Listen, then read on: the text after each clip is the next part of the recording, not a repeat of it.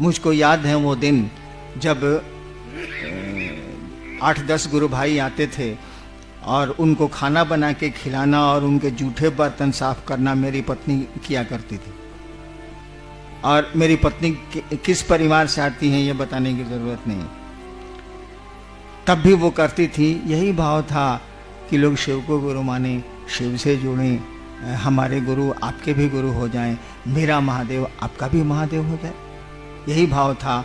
परिणाम तो उतरे। आपकी नीयत क्या है ये बहुत महत्वपूर्ण है। आप चाहते क्या है?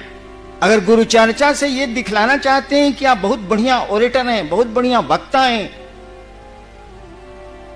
आगे नहीं बढ़िएगा आध्यात्म की दुनिया।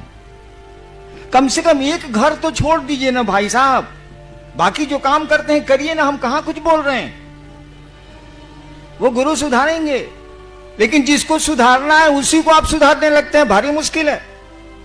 वो गुरु आपको सुधारेगा, गुरु चेतना का परिमार्जन करते हैं, गुरु शिष्य को शिव से जोड़ते हैं, आप गुरु को ही सुधारने लगते हैं। अजीब स्थिति है आपकी। कौन कहता है कि आप पैसा नहीं कमाइए? आदमी का जीवन है तो पैसा नहीं कमाएगा, अर्थोपार्जन नहीं करेगा, वो करेगा ही क्या, खाएगा क्या वो? लेकिन शिव चर्चा को बेचते हैं, शिव चर्चा में सम्मान खरीदते हैं, शिव चर्चा में दूसरी चीजों को सामने रखते हैं। कम से कम वो घर तो छोड़ दीजिए।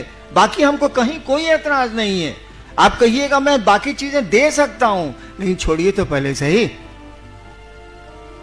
एक को तो छोड़ दीजिए, उस अपने महादेव को तो छोड़ दीजिए, अपने गुरु को तो छोड़ दीजिए। उन्होंने जो कहा उसको तो ईमानदारी भर करने की कोशिश करिए कि हम इसमें ईमानदार रहें। तब जबकि हमने बहुत छूट दे रखी है, मामूली छूट नहीं दी है मैंने। और मेरी छूट मैंने ही शुरू किया है ना, तो मेरी छूट यानी उस महादेव को, मेरी छूट को तो आदर देना ही होगा, उनको मानना ही होगा, क्योंकि शुरू मैंने किया है। तो मैं छूट दूं या रोकूं, यही लागू होगा। तो कम से कम उस महादेव को तो छोड़ दीजिए। कम से कम एक घर तो, कहा जाता है नहीं कि पहले के जमाने में कि एगो डाइन एगो घर छोड़ देती। मैं जब श्मशान साधना करता था तो कपालिक साधना में एक बार एक महाप्रेत ने हमसे कहा कि एक फल छोड़ दो। रात के 2 बजे श्मशान में कहा एक फल छोड़ दो, कुछ छोड़ना, एक फल छोड़ दो। हम सोचते सोचा साला का छोड़े।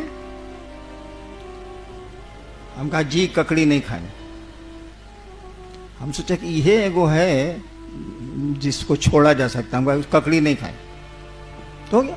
एगो फल छोड़ दो, ककड़ी भी फल है, मैंने फल छोड़ दिया।